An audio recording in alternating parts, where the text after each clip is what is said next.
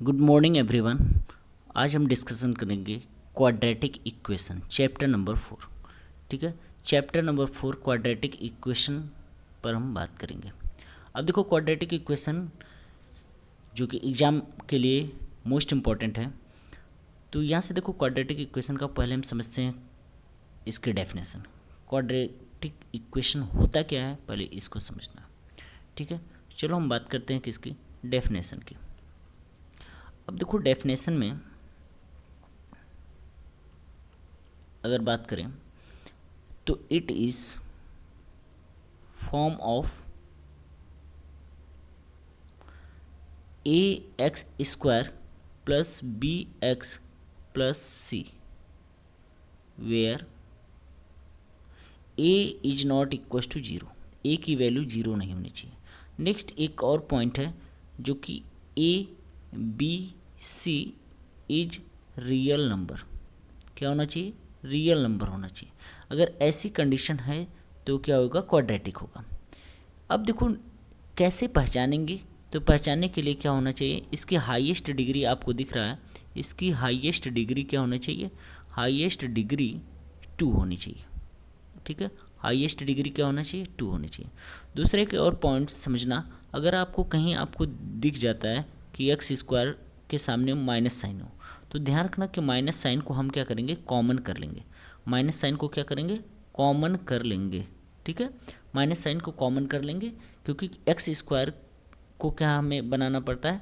Positive बना लेंगे। ऐसा अगर कहीं दे देता है। दूसरा, अगर कहीं स्टैंडर्ड फॉर्म में नहीं राइट किया है, सपोज करिए कि वह राइट किया गया है क्या, x plus 4 plus x square, ऐसा कुछ राइट किया गया है, तो इसका स्टैंडर्ड फॉर्म, क्योंकि स्टैंडर्ड फॉर्म आपको पता होना चाहिए कि स्टैंडर्ड फॉर्म क्या होता है, कि इसकी डिग्री क्या होती है, या तो असेंडिंग या तो डिसेंडिंग ऑर्डर में हम चेंज कर लेते हैं। ठीक है, तो यहाँ से देखो, एक्स स्क्वायर पहले राइट करेंगे मैक्सिमम पावर, इसके बाद क्या हो? लोअर पावर, और फिर क्या हो जाएगा? आपका 4 हो जाएगा। यह होता है क्या? क्वाड्रेटिक। अगर ऐसा दिख रहा है कहीं तो वो क्या होगा? क्वाड्रेटिक इक्वेशन होगा। ठीक है, तो आपको इतना पता चल गया कि क्वाड्रेटिक इक्वेशन क्या होते हैं, पहले यह आपको पता चल गया। मैक्सिमम आपको हाईएस्ट डिग्री क्या दिखेगी? 2 दिखेगी। अगर हम इसके फैक्टर की बात करें तो हैविंग अ फैक्टर, मान लेते हैं यहाँ पर हैविंग फैक्टर। ठीक है, अगर हम फैक्टर की बात करें तो फैक्टर पे आपको देखना होगा, इसके जो रूट निकल कर आते हैं, रूट एक अल्फ़ा होता है, दूसरा क्या होता है? बीटा होता है। तो इसका फैक्टर क्या होगा? X minus alpha and x minus beta निकल कर आएगा। ठीक है, इसके रूट क्या निकल कर आएंगे? फर्स्ट ब्रैकेट में x minus alpha and second bracket में क्या निकल कर आएगा? X plus x minus beta निकल कर आएगा। ओके, अब देखो, इसके बाद कभी कभी यह आ जाता है कि आपको फार्मूला के थ्रू क्वेश्चन को सॉल्व करना। मान लेते हैं, एक आपने क्लास 9th में भी एक टॉपिक पढ़ा होगा, स्प्लिटिंग मिडल टर्म। ठीक है, क्या पढ़ाएंगे? Splitting middle term. ठीक है, तो मिडल टर्म से अगर नहीं आ रहा है क्वेश्चन, मान लेते हैं कोई सॉल्व नहीं कर पा रहे हैं मिडल टर्म से, तो आप इसके अकॉर्डिंग दूसरा मेथड यूज करते हैं, क्या? Using formula. ठीक है, यूजिंग क्या यूज करते हैं? फार्मूला। या आप इसी को राइट कर लेते हैं, क्या? श्रीधराचार्य मेथड, इसी को बोलते हैं श्रीधराचार्य मेथड, चार्य मेथड। ठीक है, इसमें क्या होता है, जो एक्स की वैल्यू होती है और minus b plus minus under root b square minus 4ac upon 2a, यह फार्मूला होता है। ठीक है, यहाँ पर a है, ठीक है, ac। Okay, x equal to यहाँ पे 2 जो रूट हैं ये हमें फाइंड हो जाते हैं, मतलब हमें अल्फ़ा बीटा की वैल्यू यहाँ से मिल जाते हैं। ठीक है, तो यह तो हो गया कि आपको एक कॉन्सेप्ट। ठीक है, अब देखो, इसके बाद इसमें एक नेक्स्ट पॉइंट हमें समझना है जो कि मोस्ट इम्पॉर्टेंट है। नेक्स्ट पॉइंट क्या होता है? नेक्स्ट है डिस्क्रिमिनेंट। ठीक है, क्या बोलते हैं इसको? डिस्क्रिमिनेंट, जिसको डी से रिप्रेजेंट करते हैं। डी इक्वल टू होता है क्या? B square minus 4ac। D equal to क्या होता है? B square minus 4ac। A b c क्या है? तो बी आपको पता है कोफिशिएंट ऑफ एक्स है, और ए क्या है? कोफिशिएंट ऑफ एक्स स्क्वायर है। सी क्या है? कांस्टेंट वैल्यू होती है। ठीक है, ये तो हमारा फर्स्ट पॉइंट हो गया। ठीक है, तो यहाँ से देखो, अब नेक्स्ट क्या निकल कर आता है? नेक्स्ट पॉइंट हमें समझना है क्या? Nature of root most important, ठीक है, नेचर ऑफ रूट, ठीक है, नेचर ऑफ रूट हमें समझना होगा, ठीक है। अब देखो यहाँ से दो चीज़ें निकल कर आती हैं, d is greater than zero, d is greater than zero, और सेकंड निकल कर आएगा क्या, d इक्वस टू जीरो, और थर्ड निकल कर आया क्या, d is less than zero. अब ध्यान देना, यहाँ से वैल्यू क्या निकल कर आएगी, यह हमेशा पॉजिटिव निकल कर आएगी। यहाँ से आपको दिख रहा है जीरो है तो जीरो निकल कर आएगी, और यहाँ ध्यान देना कि यहाँ जो निकल कर आएगी वो जो वैल्यू होगी वो नेगेटिव होगी। नेक्स्ट पॉइंट समझो, अगर d को मैं राइट कर सकता हूँ, क्योंकि अभी आपने यहाँ पढ़ा है, तो इसी को राइट कहीं कहीं किया जाएगा, b square minus 4ac is greater than zero. यहाँ पर राइट किया जाएगा b square minus 4ac equals to zero, equal root होंगे तब, ठीक है। ये ध्यान रखना, ये मोस्ट इंपॉर्टेंट, एग्जाम में बहुत ज़्यादा क्वेश्चन इसी से पूछे जाते हैं। Next b square minus 4ac is less than zero हो जाता। अब देखो नेक्स्ट पॉइंट, इसमें क्या क्या और कंडीशन है, अगर ऐसा देता है तो ध्यान रखना यहाँ पर रियल रूट होंगे, ठीक है। यही आपसे नेचर पूछना चाहता है एग्जाम में कि क्या होंगे, रियल रूट निकल कर आएंगे। यहाँ क्या होंगे, इक्वल रूट होंगे, क्या निकल कर आएंगे, इक्वल रूट निकल कर आएंगे। यहाँ पर क्या होंगे, देखो यहाँ real, no real root, no real root, या इसी को बोला जाता है क्या, इमेजिनरी, क्या बोलते हैं, इमेजिनरी, ठीक है। अब देखो रियल रूट में भी दो कंडीशन बन जाता है, ध्यान देना, रियल रूट में क्या होता है, दो कंडीशन बनकर तैयार हो जाता है, ठीक है, हमें समझना। फर्स्ट क्या, अगर d मान लेते हैं परफेक्ट स्क्वायर, d क्या हो, तो ध्यान रखना d आपको समझ में आ गया, अगर d इज परफेक्ट स्क्वायर हो, d इज परफेक्ट स्क्वायर। दूसरा, अगर d is not perfect square,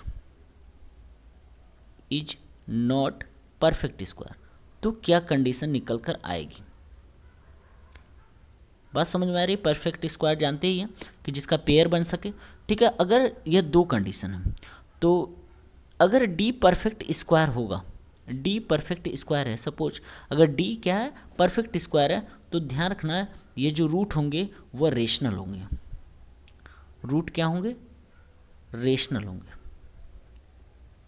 rational form बनाएगा, मतलब a बाई बी का फॉर्म होगा। अगर परफेक्ट स्क्वायर नहीं होगा तो क्या फॉर्म बनाएगा, तब वो इरेशनल बनाएगा, क्या होगा, इरेशनल फॉर्म बनाएगा। अब देखो एक और कंडीशन आपको यहाँ पर समझना है, अगर d is greater than zero है, तो ध्यान रखना आप ग्राफ अगर आपने पढ़ा होगा, तो ग्राफ में, क्योंकि पॉलिनॉमियल्स में मैंने बात किया था थोड़ा सा, तो ग्राफ में ध्यान देना कि अगर आप यहाँ पर x एक्सिस y एक्सिस लेकर चलते हैं, ध्यान रखना, ठीक है, हर कंडीशन के बारे में बता दे रहा हूँ, ठीक है। पहले हम फर्स्ट का बताते हैं, अगर d is greater than zero होता है तो क्या होता है, ठीक है। तो ध्यान रखना, अगर यहाँ से तीन ग्राफ लेकर चलते हैं, एक मिनट, ठीक है, अगर आप यहाँ से ग्राफ लेकर चलते हैं तो ध्यान देना कि अगर यहाँ से ये ग्राफ लेकर चलें, फर्स्ट ग्राफ ये है, ठीक है, सेकेंड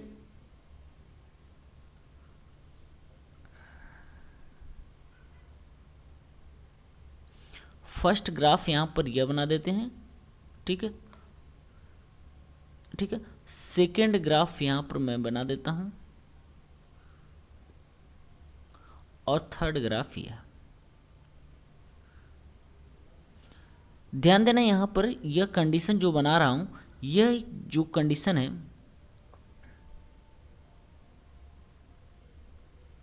ये इसमें d is greater than zero की कंडीशन में बनाऊंगा, d is greater than zero की, और यह बनाऊंगा जो d इक्वस टू जीरो की, और यहाँ बना रहा हूँ d is less than zero की, ठीक है।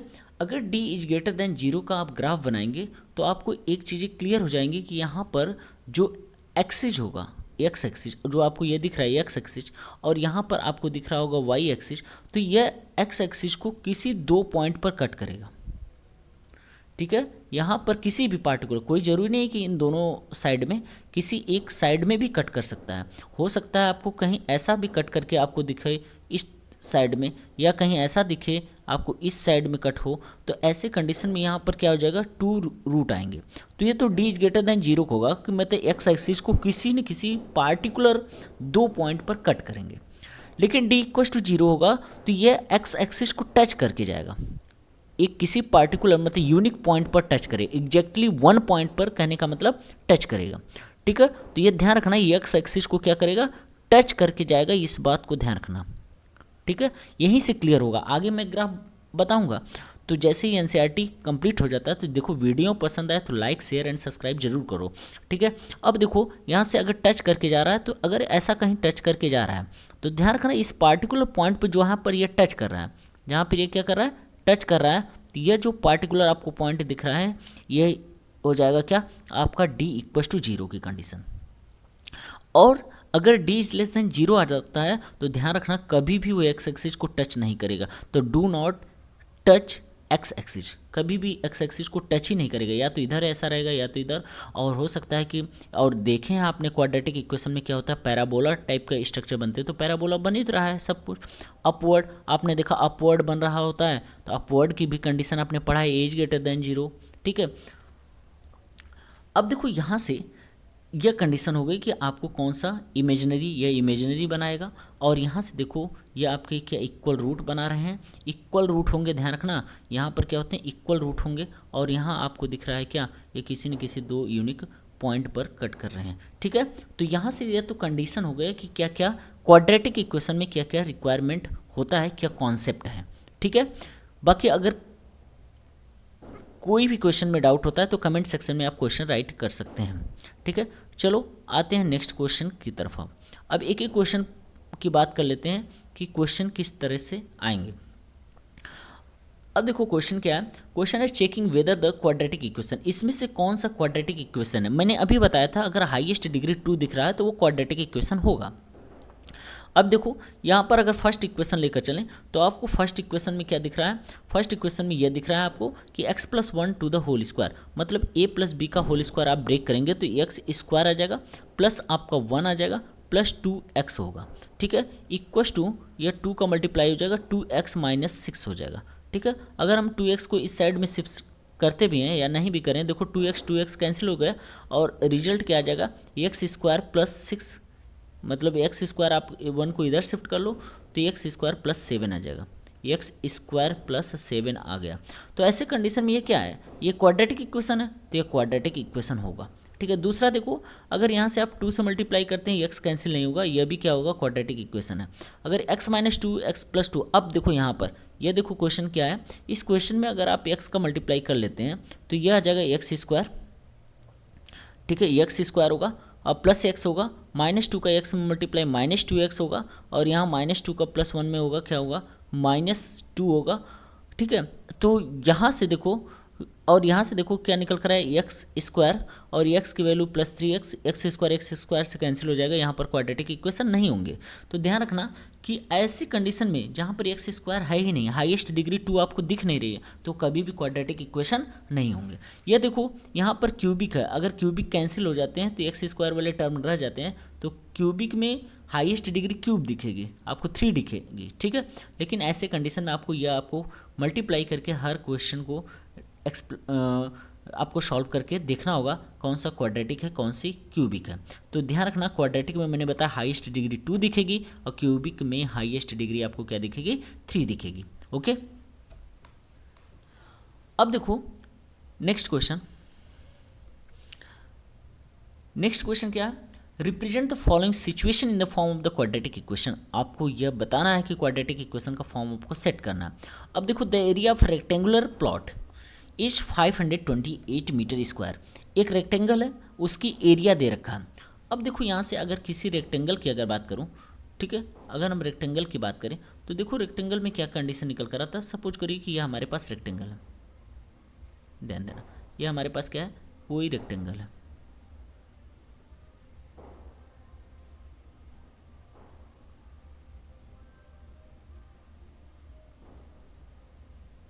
देखो यहाँ पर एक रेक्टेंगल है और इसकी लेंथ x और विड्थ इसकी y कर लेता हूँ। तो बताओ एरिया ऑफ रेक्टेंगल क्या निकल कर आएगा, area of rectangle equal to क्या निकल कर आएगा, एल इंटू बी मतलब एक्स मल्टीप्लाई वाई। तो बताओ 528 इक्वल टू क्या निकल कर आएगा, x into y, x y होगा, ये होगा।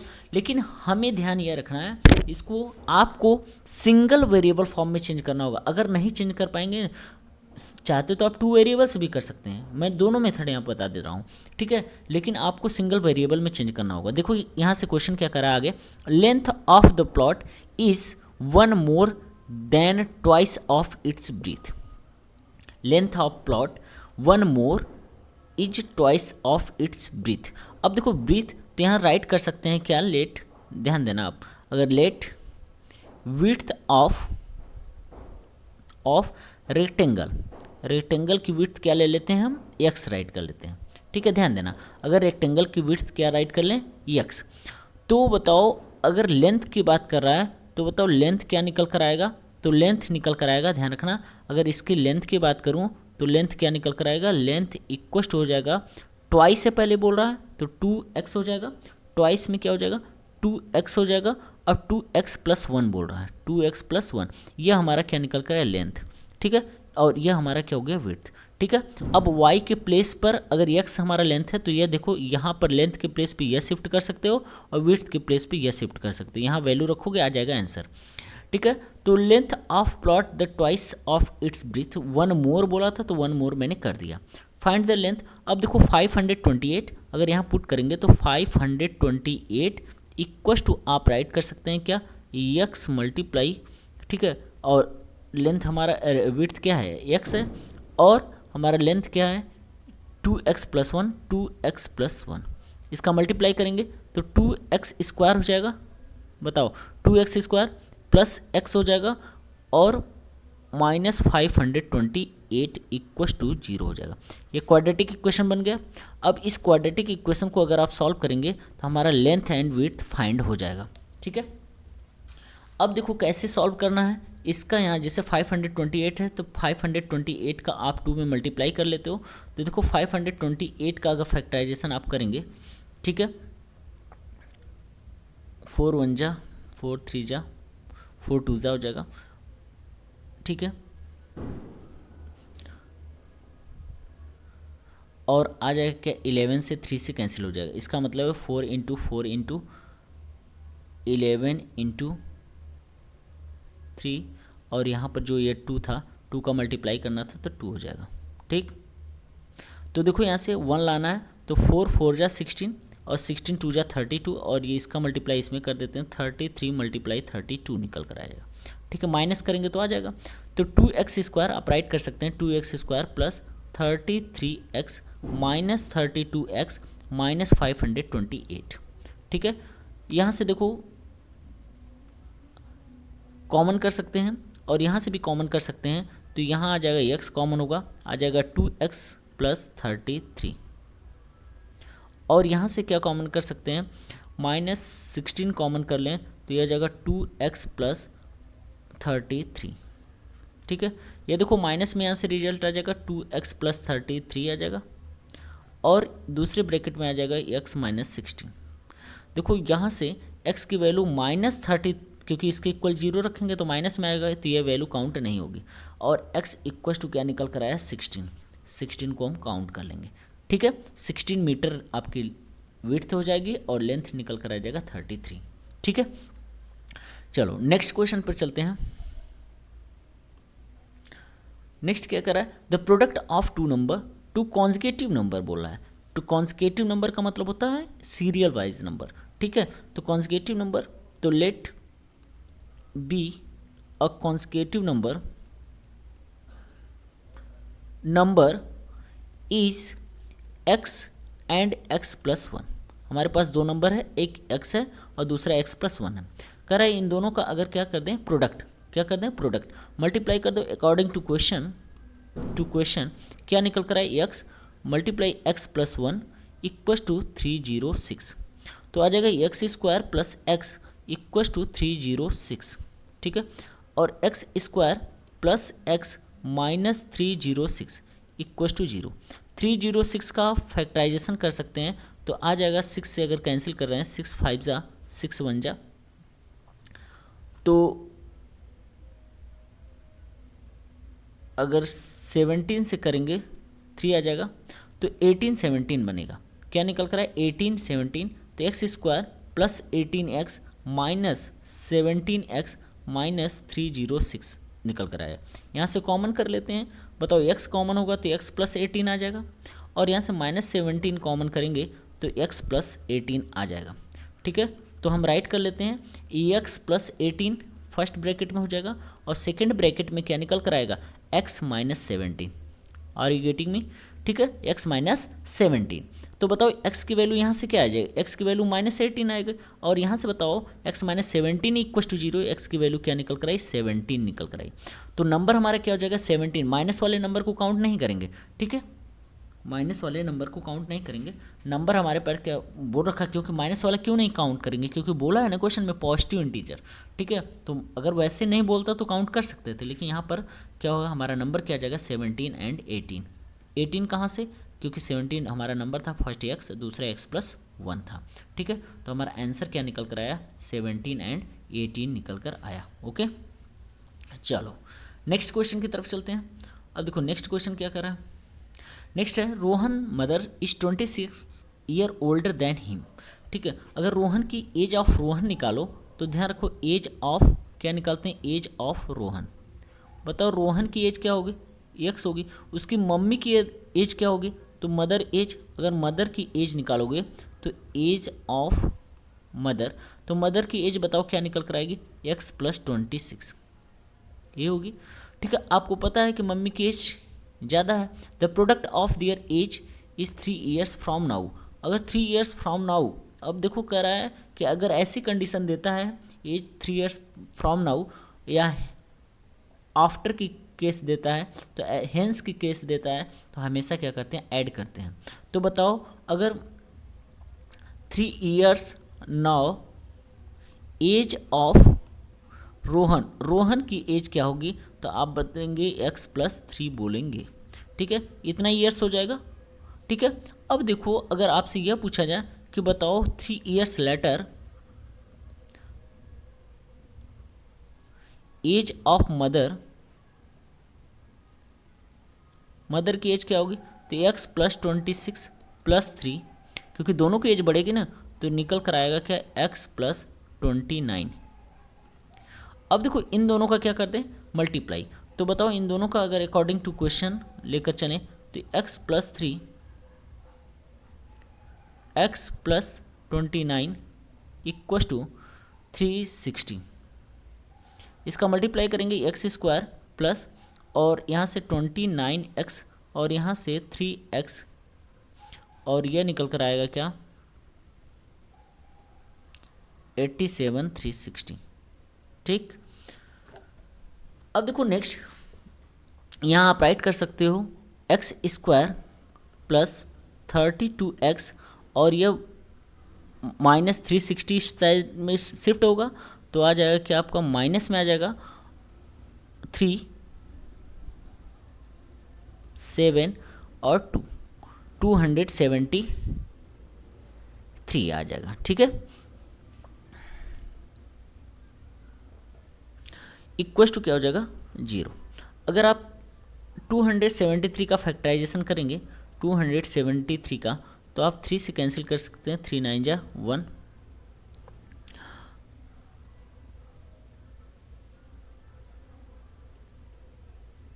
नेक्स्ट आ जाएगा क्या यह निकल कर आ जाएगा। ठीक है, तो आपका फैक्टर हो जाएगा क्या 39 × 7। ठीक है, राइट कर सकते हैं x square plus 39x minus 7x minus 273 equal to 0। यहाँ से कॉमन कर लेते हैं, x कॉमन होगा, x प्लस क्या निकल कर आएगा 39 निकल कर आएगा, माइनस 7 कॉमन करेंगे x प्लस 39 आ जाएगा, और x प्लस 39 एक ब्रैकेट में हो गया, और x माइनस 7 एक ब्रैकेट में आ जाएगा। ओके, तो देखो माइनस में एज होगी नहीं, x इक्वल टू 7, मतलब रोहन की एज 7 निकल कर आएगी अगर यहाँ पुट करेंगे, क्योंकि प्रेजेंट एज तो यही लियो, ये क्या है, ये सब के सब प्रेजेंट एज है, और यहाँ भी क्या है, प्रेजेंट एज है। तो रोहन, यहाँ से हम इसको सॉल्व करेंगे, एक्स इक्वल टू क्या निकल कर 7, रोहन की एज क्या होगी 7, और मदर की एज 26 + 7 इक्वल टू 33 ईयर्स। ठीक है, ओके। चलो नेक्स्ट क्वेश्चन देखते हैं। बहुत अच्छा क्वेश्चन है।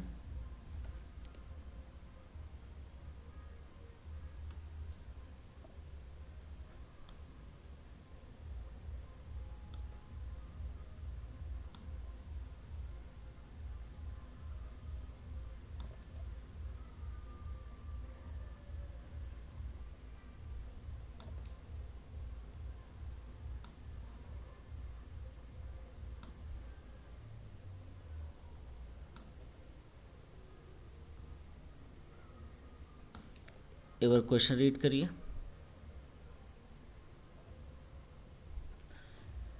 ठीक है, क्वेश्चन देखिए, train travel a distance 480 kilometre.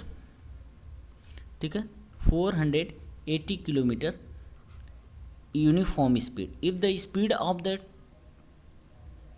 Train has been the 8 kilometre less than the would be have taken the 3 hours more to cover a distance, same distance we need to find the speed. हमें यह find करना है। ठीक है, ऐसे condition में आप करेंगे क्या, इसको देखो, फोकस करो। देखो टोटल डिस्टेंस क्या दे रखा है, पहले ये देखो, आप यहाँ से राइट करते जाओ। टोटल डिस्टेंस आप राइट कर सकते हो क्या, टोटल डिस्टेंस क्या दे रखा है, total distance equal to 480 kilometre, यह दे रखा है टोटल डिस्टेंस। ओके, स्पीड अगर लेकर चलें तो बताओ, लेट बी, अगर पहली कंडीशन लेकर चलें, let be a speed of train.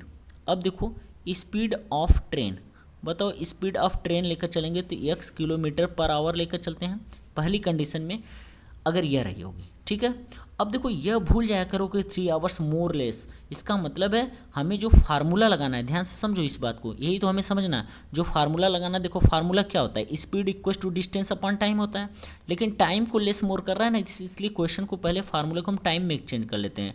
Time equal to क्या निकल कर आ जाएगा, डिस्टेंस अपॉन स्पीड। यही सेम कंडीशन यहाँ लगा दो। बताओ यहाँ टाइम क्या निकल कर आएगा, आप बोलोगे टाइम इक्वल टू निकल कर आ जाएगा, डिस्टेंस है 480 किलोमीटर अपॉन क्या हो जाएगा, स्पीड x।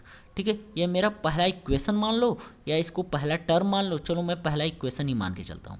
अब देखो अकॉर्डिंग टू क्वेश्चन चेंज कर रहा है। अगेन स्पीड ऑफ ट्रेन क्या निकल कर आई, 8 km/h लेस हो गई, तो स्पीड ऑफ ट्रेन क्या निकल कर आई, speed of train equal to निकल कर आई क्या, 8x - 8 km/h, यही निकल कर आई।